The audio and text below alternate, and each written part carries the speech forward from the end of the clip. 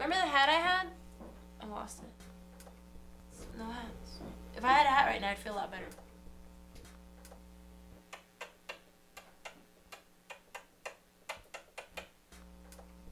I really hate not knowing what the fuck I want to do with myself.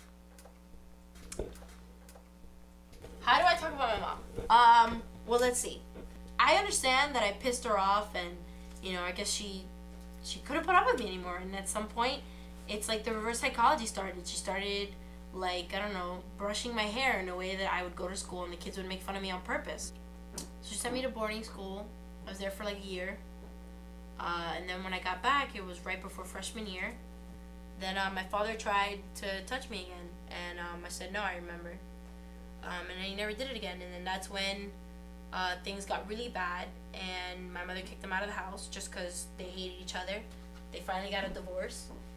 And she didn't find out what happened until she went through my journal because she was just a nosy bitch. She decided to read through my shit and she couldn't handle it. I remember that day she pulled me out of high school and she took me straight to the police department and she was like, how the fuck are you never gonna tell me about this? You know, you were doing this shit with your dad and you let him touch you and you never told anyone. She just flipped the fuck out about that and I had to see therapy and then we went through a whole case. Like there was a prosecutor. He was put under that law where he has to register as a pedophile in every neighborhood. And I don't know, I never saw him again. And then when I left, it just went from like my best friend's house to somebody else's house and a house next to the church, and then it was just like months after months of like unstable living. The person that came into view, I don't know, I guess he's like the main guy in my life. I met him one day. I was hanging out at like one of those computer lounge places, like they have computers and the coffee or whatever. So we hung out one day and then, you know, we started to like each other, and then when things started getting serious, I guess we were going out, he tells me one day that he has to leave soon.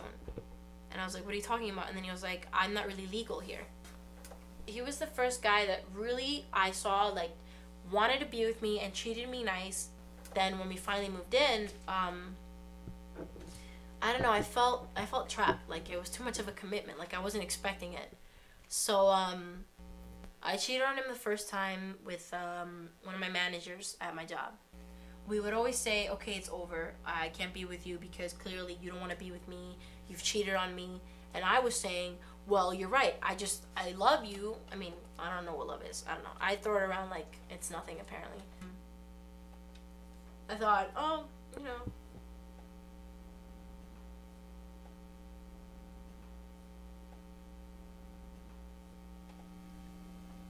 So, whatever, like, I don't really respect myself, so, I guess, I don't know, it didn't really matter, and, there was some reason, I felt like, I don't know, I guess it's cool in a way to have somebody that, like,